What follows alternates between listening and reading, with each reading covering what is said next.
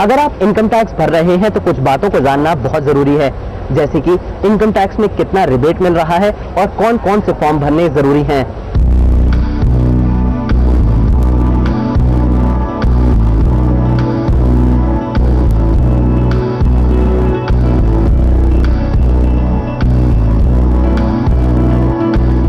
Income tax जमा करने की अंतिम तिथि नजदीक आ रही है।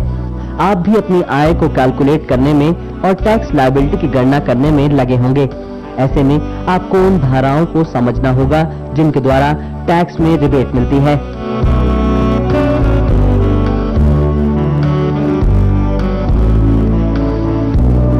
फाइनेंशियल ईयर 12-13 की रिटर्न जो आप इस साल फाइल करेंगे उसमें आप कई तरह के बेनिफिट्स अवेल कर सकते हैं। एक तो जो आपका मेन बेनिफिट है वो section 80C of income tax act के अकॉर्डिंग जो आपकी वेरियस स्कीम्स में इन्वेस्टमेंट्स हैं, जैसे यूलिप है, इंश्योरेंस पॉलिसी है, NSC है, या बच्चों की ट्यूशन फीस है, या हाउसिंग लोन का प्रिंसिपल अमाउंट रिपेमेंट है, या FD है आपकी अगर 5 ईयर से ज़्यादा की, तो इनमें अगर आपने इन्वेस्टमेंट किया है तो उसका आप 1 लाख रुपये तक का बेनिफिट ले सकते हैं।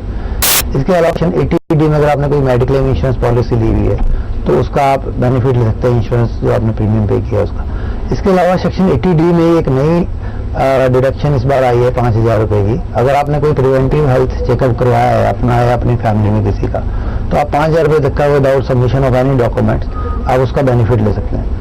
इसके अलावा अगर आपने कोई आपकी फैमिली में कोई हैंडीकैप्ड डिसेबल पर्सन है उसका आप बेनिफिट ले सकते हैं। उसके ऊपर अगर आपने कोई इंश्योरेंस लिया हुआ या खुद का अगर आपका कोई हैंडीकैप इस तरीके से है उसका आप सेक्शन 80U में आप बेनिफिट ले सकते हैं। अगर आपने कोई एजुकेशन लोन लिया हुआ है अपने लिए या अपनी फैमिली के लिए, तो उसका अगर आपने इंटरेस्ट की पेमेंट करी है ड्यूरिंग द ईयर तो उसकी भी आप डिडक्शन ले सकते हैं। इसके अलावा आप सेक्शन 80TT एक नया सेक्शन आया है, अगर आपको सेविंग बैंक से इंटरेस्ट की इनकम है तो आप 10,000 रुपये तक का डिडक्शन सेक्शन 80TTA में क्लेम कर सकते हैं।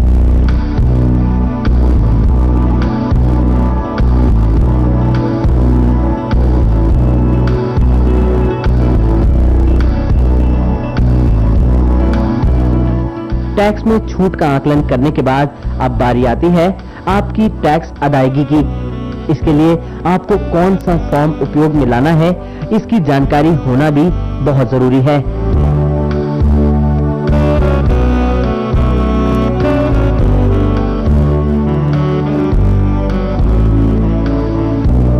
फॉर्म सेलेक्ट करने के लिए अगर आप इनकम टैक्स की वेबसाइट पे जाएंगे तो वहाँ 8 तरह के फॉर्म ITR 1, 2, 3, 4, 5, 6, 7, 8 इस तरह के फॉर्म्स दिए हैं। उसके आगे डिस्क्रिप्शन भी दिया हुआ है कि भाई किस तरह की इनकम के लिए कौन सा फॉर्म एप्लीकेबल होगा। अगर एक आम आदमी एक इंडिविजुअल की हम बात करें तो उसके केस में ITR 1 अगर उसकी बिजनेस इनकम नहीं है तो ITR 1 या ITR 2 ही एप्लीकेबल होगा, और अगर वो बिजनेस इनकम है या वो किसी फर्म में पार्टनर है तो उस केस में उसका ITR 3 या ITR 4 सबमिट हो सकता है। तो अगर आपका कोई बिजनेस इनकम नहीं है तो आपके केस में ITR 1 या ITR 2 एप्लीकेबल होगा।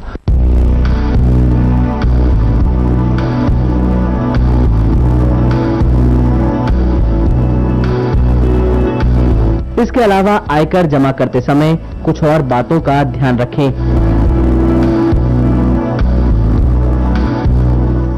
रिटर्न को फाइल करते समय आप ये ध्यान रख सकते हैं कि सबसे पहले आप अपने इनकम टैक्स जो होता है वो 5 हेड्स में उसने इनकम को डिवाइड किया हुआ है, जिसमें कि salary income, house property income, business income, capital gain income और इनकम फ्रॉम अदर सोर्सेज।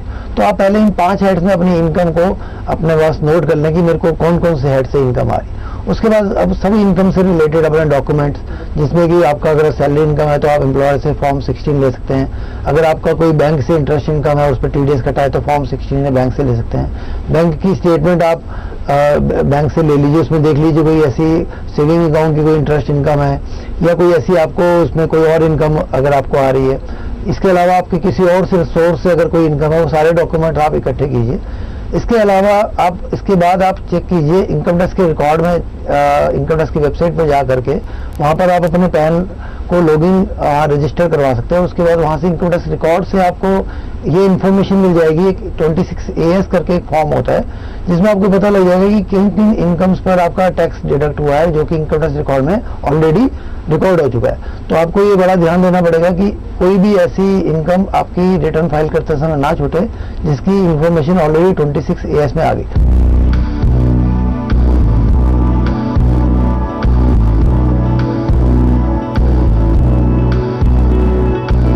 इन सब बातों को ध्यान में रखें और उचित टैक्स भरें।